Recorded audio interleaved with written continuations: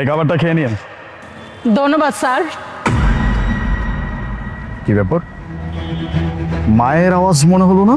মা মা কোত্থেকে আসবে আলিফ? মা তো গ্রামে থাকে আমাদের। তুমি কি বলতেছো এগুলা?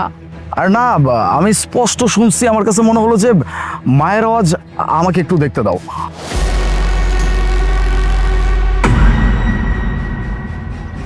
মা, মা এখানে এই অবস্থায় কেন?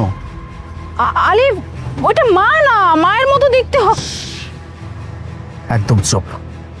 আমি আর তোমার কাছ থেকে কোনো কথা শুনতে চাচ্ছি না। আমি সবকিছু আমার মায়ের কাছ থেকে শুনবো।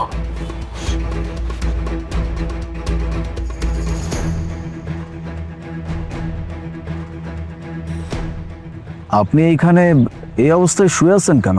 কি করবো বাবা, আজ 2-3 দিন ধরে কিচ্ছু খাই নাই তো, তাই শরীরটা অনেক খারাপ লাগতেছিল, তাই এনে ছায়া পায়া শুয়ে পড়ছি। আপনার ফ্যামিলি মেম্বার কেউ নাই? না বাবা, আমার এই পৃথিবীতে কেউ নাই, আমি একাই। আপনার কেউ নাই মানে সবাই কি মারা গেছে? না বাবা, কেউ মারা যায় নাই। আমার ছেলে আছে, ছেলের বউ আছে, কিন্তু থাইকাও এখন কেউ নাই। আপনি কি আমাকে একটু খুলে বলবেন? অ্যাকচুয়ালি আমি আপনার কোনো কথা বুঝতে পারছি না। কি হয়েছে? সে অনেক কথা স্যার। আমার মতো এই গরিবের কথা আপনি কি শুনবেন? ওগুলি বাদ দেন। আপনি যে আমারে খাবার দিচ্ছেন না, এই জন্য আপনার অনেক ধন্যবাদ। দেখেন, আমি তো আপনার ছেলের মতো। আমার কাছে মনে হচ্ছে যে আপনি যদি আমাকে শেয়ার করেন তাহলে আপনার ভালো লাগবে। আপনি আমাকে সবকিছু বলতে পারেন। কি বলবো বাবা, আপনারে কি বলবো?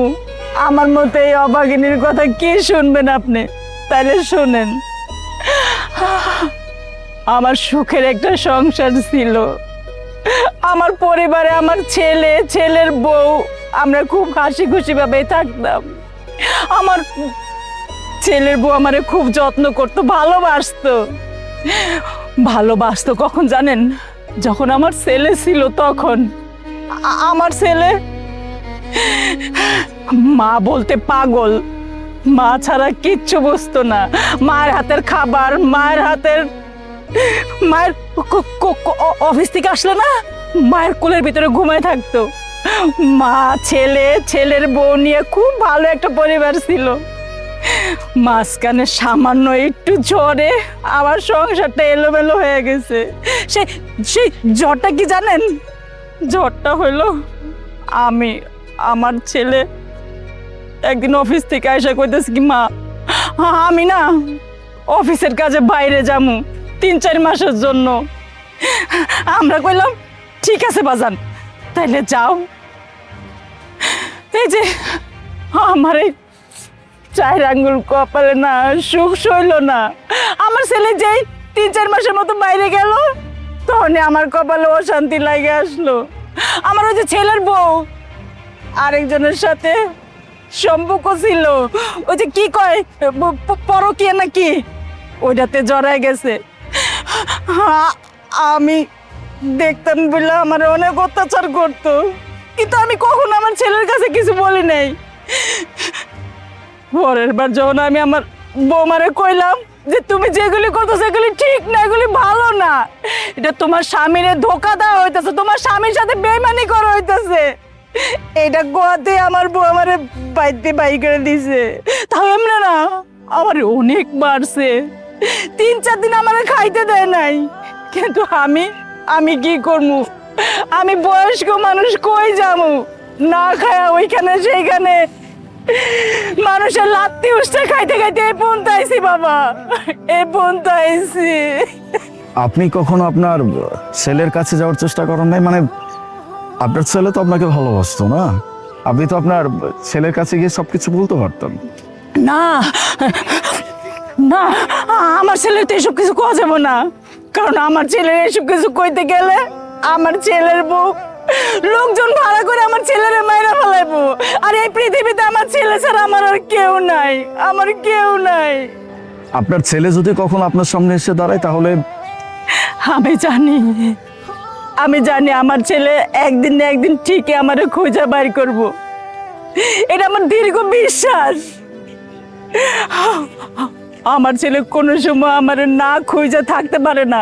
আমি জানি বিভিন্ন জায়গায় হয়তো এখন আমার ছেলে খুঁজতেছে, কিন্তু আমার চোখের সামনে পড়ে নাই। পড়বো আমার চোখের সামনে। আমি সবসময় আল্লাহর কাছে একটা কথাই কই, আমি যেন মরার আগে একবার হলো আমার ছেলেরে দেখে মরতে পারি, আমি। কিন্তু হ্যাঁ, আমার আশা পূর্ণ হইব, আমি জানি। তোমার ছেলে তোমার সামনে মা।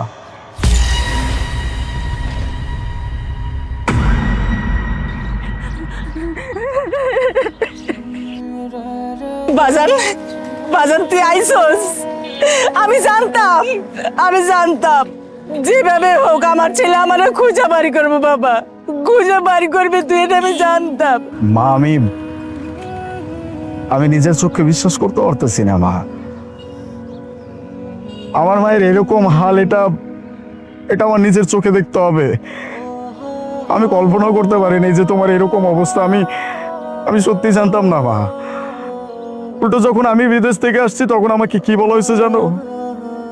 আমার মা নাকি আমার সমস্ত টাকা পয়সা সবকিছু চুরি করে নিয়ে চলে গেছে মা। আমি বিশ্বাস করি নাই মা, বিশ্বাস করি নাই। আমি তোমাকে অনেক খুঁজছি, আমি সব জায়গায় খুঁজছি, আমি তোমাকে কোথাও খুঁজে পাই নাই। কিন্তু আজকে যে তোমাকে আমি এই অবস্থায় দেখবো, এটাও আমি কোনোদিন এক্সপেক্ট করতে পারি নাই। আমার কাছে এখন সবকিছু ক্লিয়ার মা, সবকিছু ক্লিয়ার। আমি খুব ভালো করে বুঝতে পারতেছি যে কে সব কাজ করছে আর কেন করছে। তুমি কোনো চিন্তা করো না মা, তোমার ছেলে চলে আসছে না, সবকিছু ঠিক হয়ে যাবে। তুমি চলো আমার সাথে। না বাবা, না, আমি কোথাও যাব না। আমি ওই বাড়িতে গেলে তোর কোনো ক্ষতি হয়ে যাবে বাবা, আমি তাই যাব না। আমি এই রাস্তায় থাকার কারণে যদি তোর জীবন বাইচা যায়, তুই যদি ভালো থাকস, তাহলে আমি এই রাস্তায় থাকবো বাবা। দরকার আমি রাস্তায় মরে যাবো, তারপর আমি তোর লগে তোর বাড়িতে যাবো না আমি। আর কিচ্ছু হবে না, তোমার ছেলের কিচ্ছু হবে না। তোমার ছেলের মাথায় তোমার দোয়া আছে, আর এখন তোমার সাথে তোমার ছেলে আছে। না আমার কিছু হবে না তোমার কিছু আমি হইতে দিব। চিন্তা তুমি কেন করতেছো মা? চিন্তা তো করবে এখন অন্যজন, যে তার পরিণতি কি হবে। চলো মা।